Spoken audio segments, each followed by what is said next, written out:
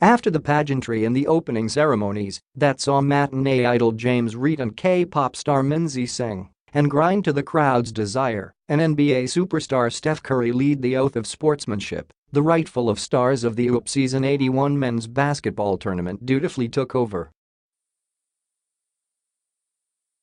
Clutch shots, a failed comeback, and a dawn of a new era highlighted the UP's opening weekend, and there were 7 players that perfectly embodied the craziness unfolded. The Inquirer Sports Starting 5 weekly ranking is based on the players' individual numbers and their respective teams' outcomes during the competition week. Enough explaining and get in with the arguing. Frontcourt. Bright Acuity, University of the Philippines, Center. Here comes the start of a new era for University of the Philippines. Bright Acuity had so much hype writing his name even before he got to suit up for the Fighting Maroons, but former main man from University of Perpetual helped gladly return that investment of emotion. Up center in the middle, showed the UP why he was such a force in the NCAA, putting in 15 points, 18 rebounds, and 3 blocks in the Fighting Maroons' 87-58 shellacking of University of the East. All those numbers made Acuity an early standout among centers, and he did what without dunking the ball.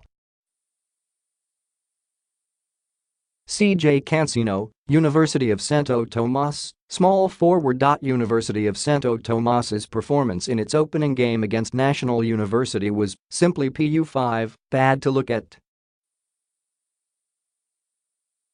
It wasn't an offensive masterpiece as the Growling Tigers shot 26 of 90 from the floor and lost to National University, 75-70. There was, however, a revelation who wore a black-gold jersey, and that was rookie CJ Cancino. The former juniors MVP looked at home in the seniors division, pouring in a game-high 20 points, 10 of which came in the fourth quarter, with 10 rebounds. It may have come in a loss, but the 6'4" forward is ready for the big stage. Dave Ildefonso, National University, small forward.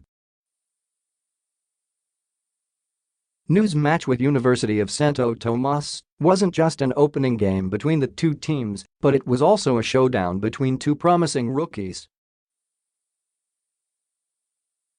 Cancino was UST's prized cub and Dave Ildefonso was the Bulldogs' promising pup. Ildefonso already showed fortitude in his first game in the Collegiate League, putting up 19 points and 7 rebounds, lower numbers than Cancino's, but his Bulldogs did get the 75-70 win over the Growling Tigers.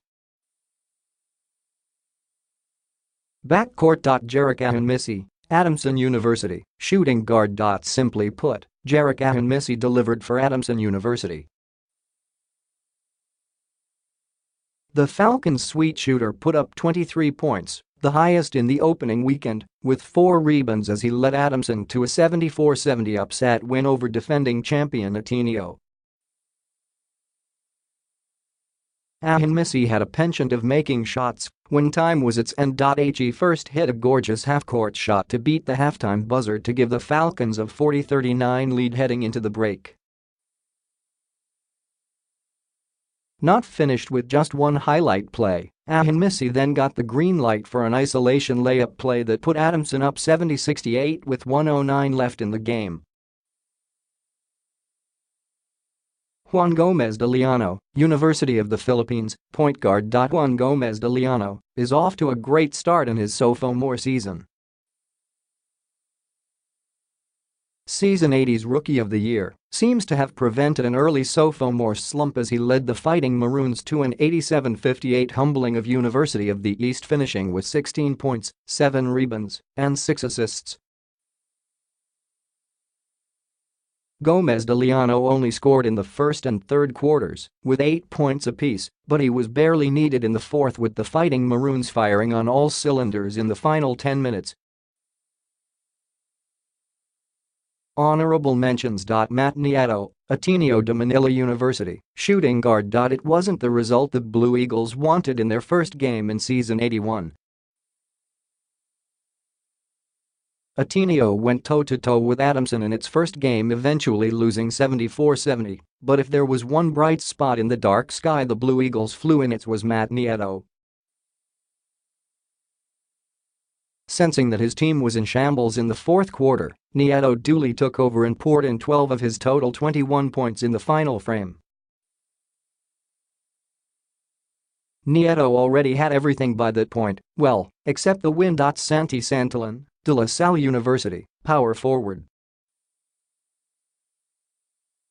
De La Salle has entered the post-Ben Mbala era, a time that saw 2 finals trips and 1 championship.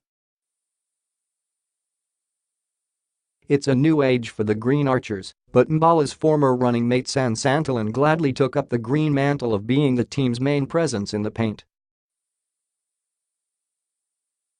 Santillan's performance may have come in a 68-61 loss to Far Eastern University, but he did show promise, being La Salle's main force underneath with 19 points and 10 boards. Oh, and he also has 3 3-pointers under his name, proving that he doesn't just lumber around the paint.